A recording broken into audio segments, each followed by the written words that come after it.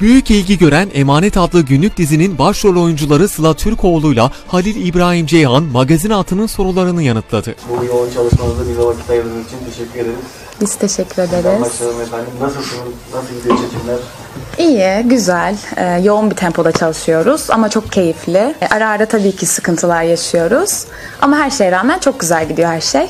Bizim için nasıl geçiyor efendim pandemi şartlarında çalışmak? Evet, bu güzel bir soru oldu aslında. Pandemi şartlarında çalışmak bizim için biraz riskli. Ama aynı zamanda malum korunma şekillerinin hiçbir tanesini uygulayamıyoruz doğal olarak. Ama izleyiciden de bir taraftan ayrı kalmamak adına elimizden gelen bütün enerjimizi buraya akıtıyoruz. Geceli gündüzlü çalışıyoruz. Uzun çalışma saatlerimiz var.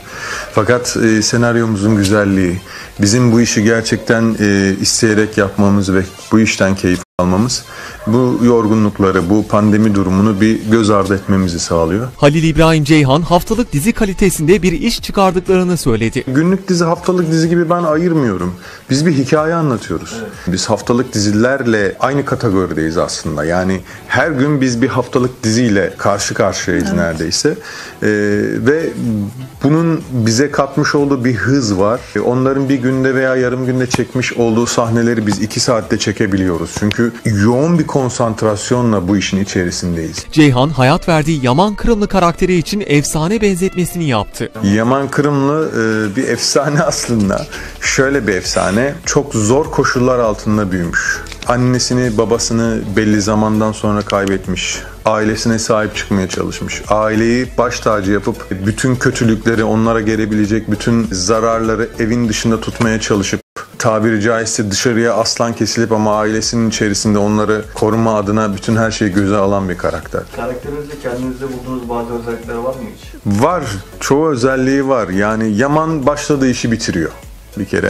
Bu çok Halil İbrahim'e özgü bir durum. Yani ben de asla başladığım şeyi yarım bırakmayı sevmem. Çocuklara zaafı var, zayıf noktası. Çünkü kendi çocukluğu da biraz geçmiş. Hani çocukluğunu çok yaşayamamış. O yüzden etrafındaki çocuklara olabildiğince hassas davranıp onların nelerden keyif aldığını anlamaya çalışan bir karakter. Ben de özel hayatımda çocukları çok severim. Onlarla vakit geçirmekten çok büyük keyif alırım. Sıla Türkoğlu ise canlandırdığı Seher'in halktan bir karakter olduğunu ifade etti. Seher aslında daha bizden biri bence. Yaman kadar öyle şey değil, ütopik bir karakter değil.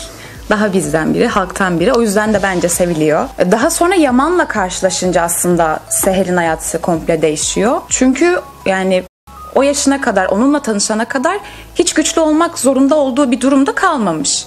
Ama Yaman'a karşı güçlü olmak zorunda, kafa tutmak zorunda çünkü ortada bir emanet var. Ortak özelliklerimiz de, ikimiz de hayvanlara çok düşkünüz. O ilk bölümlerde falan vardı. Çocukları çok seviyoruz. Seher de çok şefkatli. Aslında kötü olabilir ama olmamayı tercih ediyor. İyi davranıyor. Zor durumlarda bile kendi terbiyesi ve ahlakıyla ona güzel bir cevap veriyor. Bu huylarımız benziyor, özelliklerimiz benziyor. Türkoğlu zaman zaman sette Halil İbrahim Ceyhan'la arasında tatlı çatışmalar yaşandığını vurguladı. Anlaşamadığınız konuda olur mu? Dizi dışında yani. Dizi sette mi? Evet, oluyor. Oluyor. Ne gibi mesela? Senaryo yani evet var. Ne gibi ya? Mesela sahnede ben işte hakim olduğum bir sahne ise Halil onun kafasında farklı yorumladıysa ben direkt şey yapıyorum. Hayır o öyle değil. İşte bu böyle olmalı falan. Ona müdahale ediyorum. O ona kızıyor. Niye müdahale ediyorsun falan. Böyle. En çok hangi kelimeyi kullanıyor peki o sırada? Yapma dediği ve sürekli mesela. Bir kelime var mı?